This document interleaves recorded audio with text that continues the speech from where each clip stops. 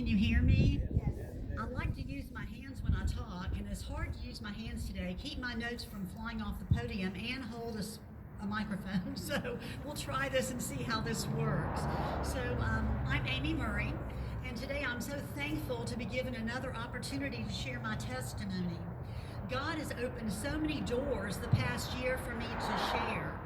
And I pray that my story will give women in crisis or unplanned pregnancies the knowledge that God has a perfect plan for their life and the life of their unborn baby. I have felt blessed by God truly since the beginning of my life. I grew up as an adopted child in a Christian home in Jacksonville, Florida. And looking back on all the ups and downs in my life, I can see how God's perfect plans have unfolded. Jeremiah 29:11 states, "For I know the plans I have for you, declares the Lord, plans to prosper you and not to harm you, plans to give you hope and a future." My parents adopted me from the Children's Home Society of North Carolina when I was 3 months old, and I can never remember not being adopted. They had this wonderful book that I still have called The Adopted Family, and we read it all the time. And I felt so special because I knew my wonderful parents had chosen me. My adoption was closed, meaning that there was no hope for us to ever find out who the biological parents were. And I was fine with that. I didn't care about that at all because I knew God had given me the perfect parents for me, and I was more than happy. But you know what? God had other plans about that. And we know that God's plans are perfect. So her name was Sylvia. And Sylvia grew up in London, England during World War II. She was only 11 years old when the war broke out, and her job was to take care of her baby sister while her parents and her older siblings were serving in the war effort. Her older sister was a Red Cross nurse, and her brother at age 15 flew the Spitfire fighter plane. Well, after World War II ended, there were not many opportunities for Sylvia in England. And so she wanted to leave England to have more opportunities. And she had an aunt and uncle in Jacksonville, Florida, who offered to sponsor her to come over. So in June of 1953, Sylvia boarded the SS America, bound for Ellis Island in a hope for a better life. And she went to Jacksonville, Florida to live with her aunt and uncle there. She got a job, she had her green card, and things were going well for her. However, 3 years later, she was sexually assaulted. And as a result of the sexual assault, Sylvia became pregnant. She was ashamed and she was scared, and she didn't know what to do. She didn't want to tell her mom because she thought her mom would make her go back to England. And she was also very worried about losing her job and losing her green card. Sylvia did think about abortion, but it was illegal back then in 1956. But, people did still do that sometimes, but it was very dangerous and scary. But she was also a strong Christian lady. Despite being in such tough circumstances, she knew it would be against God's will to take a life. Sylvia found a Red Cross home for unwed mothers in Greensboro, North Carolina.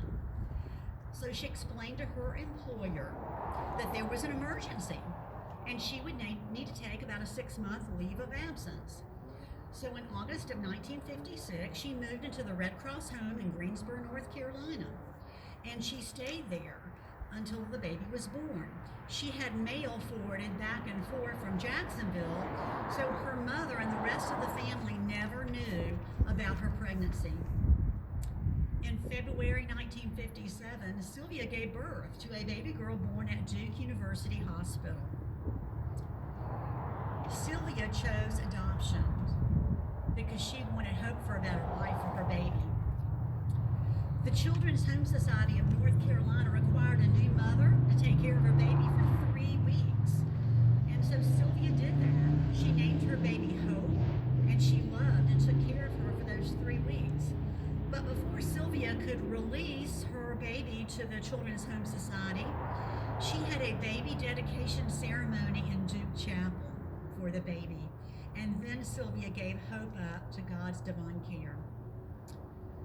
Well, as you can imagine, Sylvia's life was very difficult for quite some time. She did return to Jacksonville, and she eventually became an insurance underwriter. But in large part because of what had happened to her, she did not get married until she was 56 years old, and she never had any other children. But Sylvia remembered Hope, and she prayed for her, and she worried over her, and she always wondered what had happened to her baby Hope. Eventually, adoption laws changed in North Carolina. Even though it was a closed adoption laws changed in such a way that Sylvia was allowed to write a letter to baby Hope as long as it had no identifying information. So that's what she did. Well, you probably know, I'm the one that received that letter. I received that letter when I was 43 years old. I am baby Hope. Well, when that first letter arrived, I wasn't sure I wanted to answer it. I had a great life. I had wonderful Christian parents. I was married to Steve. We had a teenage daughter, Rachel. I was busy working as an elementary school counselor. My life was full. I was also concerned about the impact that a relationship with a birth mother could have on the rest of the family. So I talked to the family, and I prayed over it for almost a month. And y'all, I am so thankful I wrote it back, because that's how I learned my story. I am so thankful God led me to write Sylvia back. We exchanged letters without identifying information for almost a year. And so we really got to know each other well, but we didn't know names or locations. But we had a relationship, and we wanted to meet. I'll never forget contacting the adoption agency, and she did too, and we told them we wanted to meet, and they said, well, we're sorry, but we still cannot share identifying information. I'm like, you're kidding? We both want it? We both will give you permission, but they couldn't do that. But we must have had a really caring Christian social worker, because she told me to send everything I knew about my adoption to Soundex Reunion Registry. They told Sylvia to do the same, and so Soundex quickly made a match. They confirmed it with the adoption agency and then contacted each of us. I will never forget the day that the gentleman with Soundex Reunion Registry called me. Oh my goodness. I was so shocked. I was thankful to have her name, Sylvia, but how shocked I was to find out that she was in Jacksonville, Florida, where I had grown up. I was hoping she was in North Carolina, not so far to go. It's just amazing. My parents, when they adopted me in North Carolina, had never planned to leave North Carolina. That was their state where all their family was. They had never planned to leave. But when I was 3 years old, my dad got transferred with his job to Jacksonville, Florida. So my parents, unknowingly, were returning me to my roots. How perfect are God's plans? I still remember every detail of that day in 2001 when I met Sylvia. I left my parents' home to make the 7-mile drive to meet her. Steve wanted to go with me, but I felt like our first meeting, it should be just us, and that's the way I wanted it. I prayed for calm as I drove to her house. And I'll never forget seeing her standing on her porch, the porch that had on the house that had been her aunt and uncle's. And I was overcome with emotion. It still brings tears to my eyes to think how fortunate we were to be able to meet. It was a time it slowed as I walked to her. And it may sound really cliche, but when we exchanged that first hug, I felt like I had always known her. We spent that morning sharing our lives through pictures and memories.